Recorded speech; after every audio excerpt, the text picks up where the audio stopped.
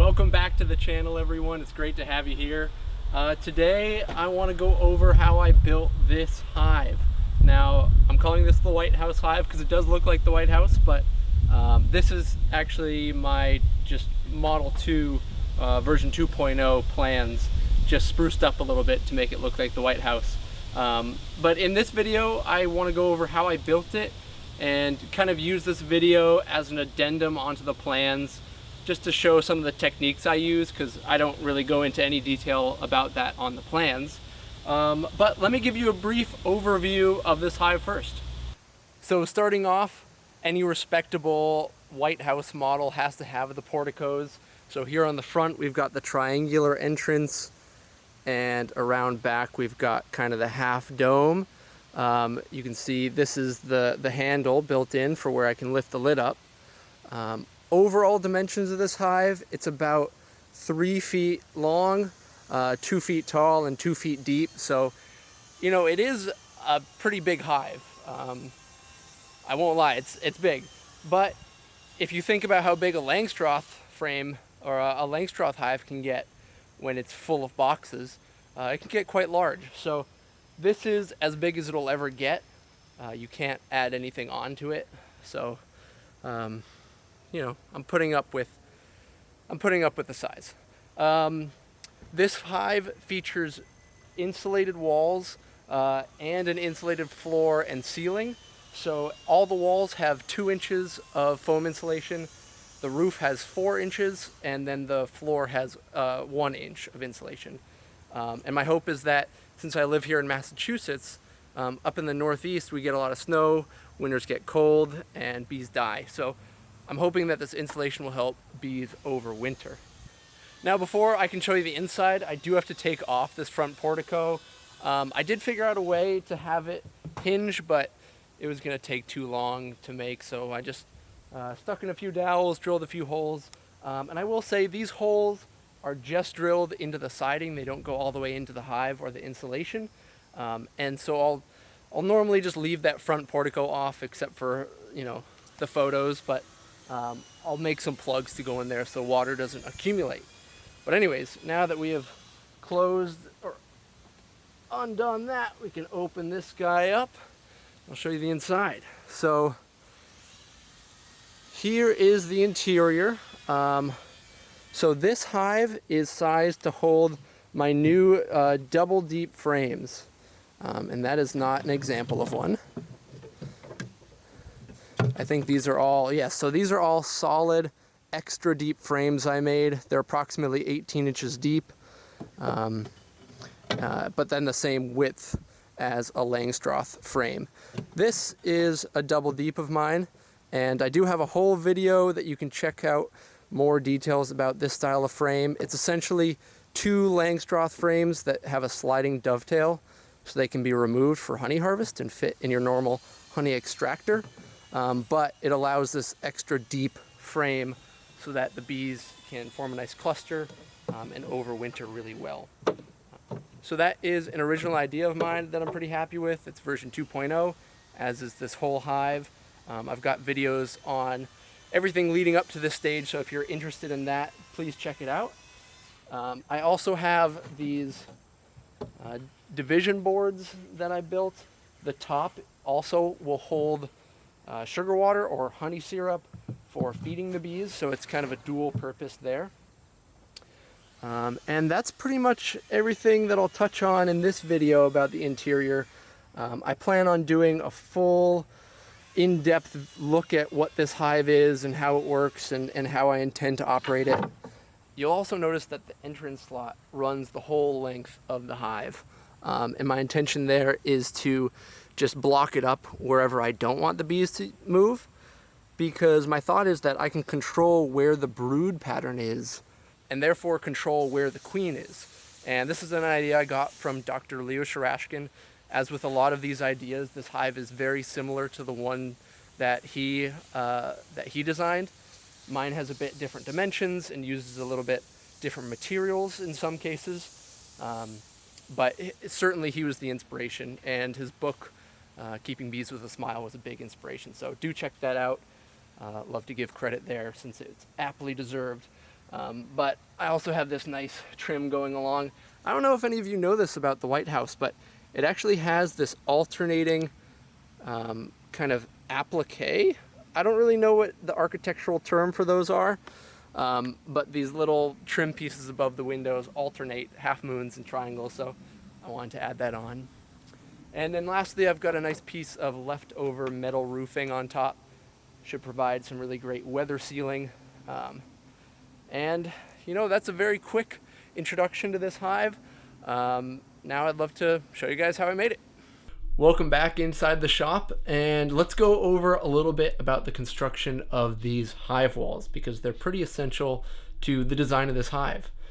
Let's first talk about materials that I've gone with, because they are critically important to the design of this hive and also for its longevity. If I want this hive to last season after season, I need to pick the right materials that can last. So let's start with what I have on the inside of the hive. Now, this is the surface that bees are going to walk on, so I want to make sure that it's natural wood. You know, I'm not going to put any kind of stain on this or anything like that, but I've gone with a 1/4 inch plywood. It's exterior grade, so it's a little bit tougher than interior plywood, and that just means that the glue is a bit more weather resistant. But while I've done that, I've also made sure to choose a plywood that does not have any formaldehyde in the glue. That's kind of to put my mind at ease as opposed to the bees. The bees will never be walking on glue. They'll never be walking on the seams between the plies. They'll just be on the face. But for me, I'd rather not have any chance of those chemicals getting in contact with the bees. So I've gone to, I've picked out a nice safe plywood to use on the inside. Then on the outside of the hive, I have this pre-made siding panel, and you can buy these at Home Depot, which is where I picked mine up. They come pre-primed, ready for a coat of paint, and they're engineered to last a little bit longer than normal plywood if you were to just paint normal plywood. So I've gone with this. It's kind of a compressed strand board, if you will, and that's going to work out really nice on the outside of the hive. And that brings me to the last piece of this wall construction, which is the innards, what's actually going to provide some insulation to these walls. So for the actual framing lumber, I have gone with a pressure treated material, and that's just for longevity outdoors. Pressure treated wood's going to last much longer than just a normal 2x4, normal 2x6. Pressure treated lumber does not off-gas any dangerous chemicals, so I'm not worried about bees breathing in gases or anything like that. What I am concerned about is bees walking over pressure treated material. So the way I've remedied that is anywhere that bees are going to touch, I have just used normal interior construction lumber, so non-pressure treated wood. And that way the bees will only come into contact with natural wood, no chemicals there, no worry. And the last step is this insulation foam. This is an expanded polystyrene foam, XPS foam. These 2 inches will give me about an R value of 10, which is going to suit me really well. And the reason I've gone with this XPS foam as opposed to some other natural insulative materials or different synthetic insulations is simply because this foam is great even when it gets wet. Because I know that water is eventually going to get its way behind the siding and into this inner chamber, if you will. So I want this foam to last even if it gets a little damp, and this XPS foam should do a great job at that. Now that I've talked a little bit about the materials I've gone with for this hive, I want to talk a little bit about how I put these walls together. And it's really simple, and I was very pleased because after making my last hive, there were a lot of complex steps. And with this one, I made these walls, and then I was kind of like, oh, that's it? That's pretty easy. So I'm very pleased with that. As I've been constructing this hive, I have made a point to use no glue. And the reason why I want to do that is because I want everything on this hive to be replaceable. And you can't really do that if you glue pieces together. But if this inner plywood becomes damaged or wet, or even if there's a problem with the colony and they get diseased, I don't want to have to throw away this whole hive. So all of these pieces are simply going to be screwed together, and that way I can take everything apart, replace the pieces as needed, and hopefully this hive will kind of live on, and I'll slowly replace pieces as needed, but I'll never have to do a full-scale rebuild. So I'm kind of keeping that in mind. Having said that, these framing pieces are held on right now only with a single pocket screw. That's kind of all it takes to hold these in place right now. And once I put the plywood on the inside and the siding on the outside, I can drive in lots of little short screws, and that's going to really stiffen this wall up to the point where there's no more racking or side-to-side wobble, because this thing will just be loaded with screws, and not an unnecessary amount of screws, but the right amount of screws to hold everything solid. So as of now, I have all of these framing pieces cut to size, which was really easy to do using my plan set. I could just cut them to length, cut them to width, and screw them together essentially. And then I've cut the plywood and the siding a little bit oversized, and that way I don't have to be quite as exact when I go to screw them on, and I can just come back later and trim it to its final size. So this is kind of an update of where I am right now. I've got all four walls, the roof, and the bottom at this stage with the insulation cut out, the frames assembled, and then the inside and outside cut to rough sizes. I do want to point out one cut that I have made on the bottom rail of these walls, and I've cut this simply for ease. I decided to do it ahead of time and then screw these pieces together, just because this would require two different cuts, and I really didn't want to run this vertically over the table saw later. When I add the interior plywood, there is actually another cut that I'll have to make on the bottom, but I should be able to do that in one pass and not have the wall running vertically over the table saw. I should just be able to slide it along, so that'll be easy enough to do later, and that way I can make sure things line up exactly. Whereas this bottom piece, it's a bit of a bigger cut, and I don't know, I just decided to do it ahead of time and thought I'd point that out. You will also notice that I haven't yet cut the entrance slot in this front wall. So this is the rail where the slot will go, but I haven't cut that yet because I want to cut that after I've put the siding and the inner plywood on so that everything lines up well. It would be quite the pain to try and cut those all individually and then line them up when I screw them together. So I'm just going to screw everything together, make some nice measurements and align a router bit, and then I can just make one pass and do all three components all at once and make things really easy. So I think the next step would be to add the interior and the exterior walls, and then we're pretty much done. I mean, there are going to be some finishing touches, but this hive is pretty simple to make. It's basically a box. So pretty excited about how well this is going, and let me show you the next step.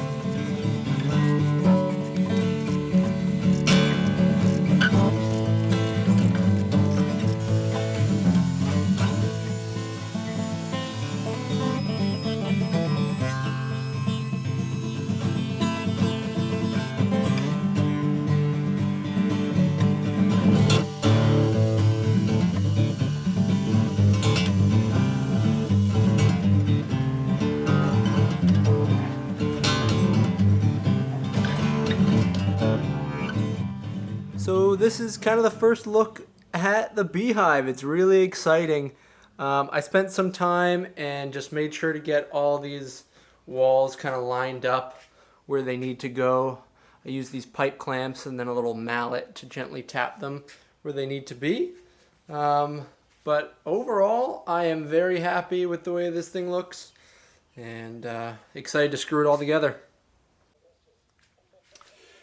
So I just finished screwing the box together. I used 5-inch long timber lock screws. And if you use screws, you don't really want to be taking them out and putting them back in. That's just going to weaken the wood and loosen those threads. So I don't really see a need to take these out. But I've got 3 on each side. So 12 screws overall holding this together. And these are beefy screws. But I think that's going to work out really well. And now that the screws are done, it's really on to other hardware and painting. So we're pretty much done with the hive. Check that out. Wow, so exciting. Now, I'm not going to lie, this is a big hive. It's really easy to look at something on a computer screen and think, oh yeah, that's doable. But I mean, this thing's sizable. It's definitely big. So, I'm happy with it. It's definitely got lots of insulation, plenty of room for 25 frames, a super big colony. So I'm really happy. And move forward, let's finish this baby up.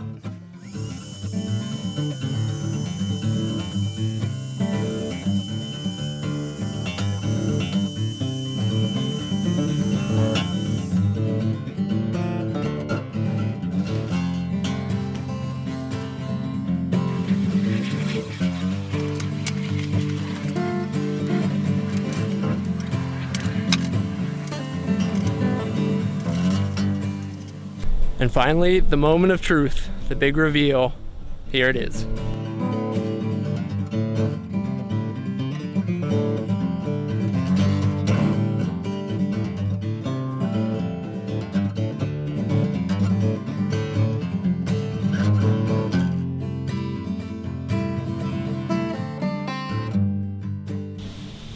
That wraps it up for this video, guys. I hope you liked this video. I know I had a lot of fun building this guy.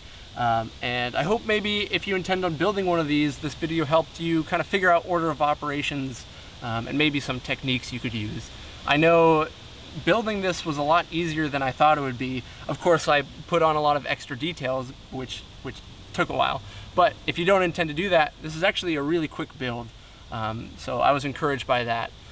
I do plan on posting a couple more videos about this hive, both detailing how it actually works more in depth, and then just a couple of silly videos that have to do with the White House component of this hive. And then I've got a bunch of other videos on my other beekeeping exploits over on my channel. Feel free to check those out. They detail, my original hive design, these new double frames, what they're all about. So if you like this kind of stuff, go check that out. Similarly, if you like this video, please leave a comment. I'd love to hear from you. It's really great to be part of this greater community, so please keep that up. I'll respond to everyone I can. Well, I think that just about wraps up what I wanted to say. So until next time, happy beekeeping.